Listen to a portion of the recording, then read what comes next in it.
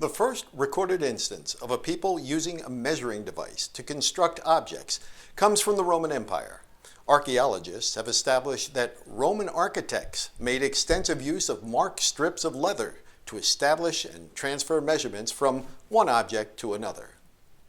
These ancient strips of leather are the foundation on which the flat steel rule is based. Thin or thick, rigid or flexible, flat steel rules come in a multitude of sizes, typically ranging from 6 inches to 4 foot in length. They're excellent for drawing measured straight lines on building surfaces and can also be used, depending on their flexibility, to transfer curved lines when needed. Backyard boat builders, for instance, routinely use thin steel rules to loft, which means to transfer, a boat's curved hull shape from a paper plan to a piece of plywood. The common tape measure, also used to measure distances, is essentially a flexible steel rule made thin enough to bend.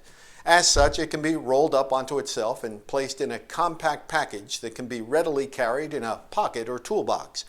William Bangs obtained a patent for his invention of a spring-return pocket tape measure in 1864. 57 years later, Hiram Farad received a patent for his concave convex tape measure, an improvement on Bangs' original design. Farad later sold his patent to Stanley Works, and it became the standard for the pocket tape measure we know today. Stanley Tools continued to make improvements to their tape measure, and in March 1963 introduced its Powerlock tape. At one time, it's estimated that Stanley Tools manufactured more than 200,000 tape measures every day. Wooden folding rules are jointed measuring devices useful for measuring vertical distances because of their rigid design.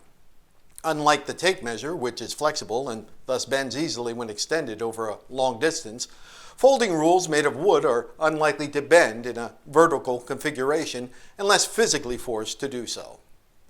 Laser measuring tools are electronic versions of tape measures. Making use of lasers and microcomputer technology, laser measuring tools blast a beam of light from the tool towards the object being measured for distance. That light bounces off of the object and returns to the tool. Using a relatively simple algorithm, distance equals the speed of light times the duration of the delay due to reflection divided by 2, the tool accurately measures short distances. Reluctant laser measuring tool users argue that longer distances may not be as accurately measured, but NASA researchers aren't among the ranks of those skeptics. NASA placed sophisticated reflectors called retroreflectors on the moon during the Apollo 11, 14, and 15 missions. In a process called lunar laser ranging, which is likened to using a rifle to hit a moving dime dead center from 1.9 miles away, researchers on the ground were able to accurately measure the distance from the center of the Earth to the center of the moon, which at that time was 239,228.3 miles.